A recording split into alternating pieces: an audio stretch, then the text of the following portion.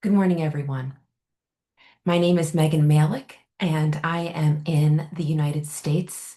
I am talking to you on July 4. It's a day that we recognize, we, the United States, as our Independence Day. And you might be wondering why somebody who deals with grief and logistics and helps people through end of life and emergency and contingency planning would be here on July 4. And I'm here because I truly believe that this idea of independence may be part and parcel of what makes it difficult, not just to settle your person's affairs, but with the paperwork and the stress and all of the things. So bear with me for a minute. So it's Independence Day.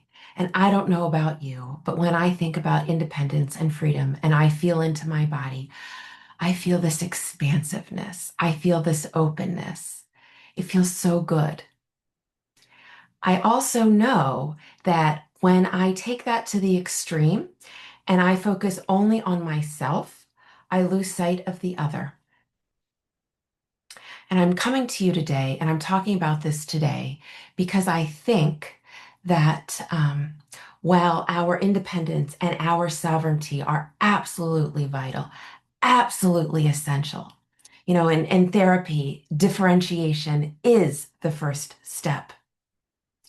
I think that when we focus only on ourselves and we forget that we are part of a whole, we are not thinking about the moi. So I'm going to show you an example, right? So in 12-step recovery, there's a lot of talk about hula hoops. I'm in my hula hoop. I can only control what's in my hula hoop. I can only think about what is in my hula hoop. This is all true. You have a hula hoop and you're in yours. And this whole locus of control thing, right? We can only focus on and handle and deal with what is in ours. But here's the thing we haven't talked so much about. What happens when this happens? And it does, right? So much of our lives is spent in this middle space where your hula hoop and my hula hoop intersect. It's the messy middle. It's as Dan Siegel would say, it's the moi. Yes, that's right. You heard me right. The moi, MWE. Interdependence. So it's no shocker that if you're in the United States of America, you are living through a time of deep change, deep chaos, deep crisis, change after change after change after change.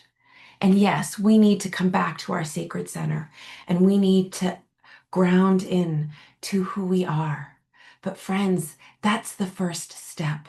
The next step is to consider the moi, right? So often, if we're just focused on the outcome, we're not considering the process of how we're going about doing that. We've created these systemic processes that are absolutely crushing us. They're pitting us against one another. I don't know if you have ever tried to settle someone's affairs, file for disability, navigate any kind of paperwork for, um, the adoption process, the immigration process, the filing for workers' comp process. It's absolutely crushing. And we created that. And that's the bipartisan way, right? So I'm on here today to invite you to consider, as you are in this Independence Day, what might it mean to take your independence and then think about what it means to be interdependent? Whom in your life has helped you to get where you are? Whom are you connected to? And when it comes to the logistics and the practical pieces and all of those things, what might it look like for us to consider this overlapping space. And rather than saying, this is yours and this is mine, how can we better mui? What does it look like to live in a mui? Where it isn't either or, it's both and. Where we're connected together, we're responsible to how we show up with one another.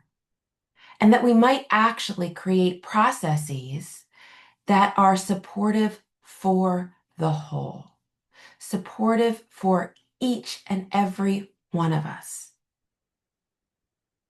What could that look like? Imagine a world, imagine where interdependence could be how we live.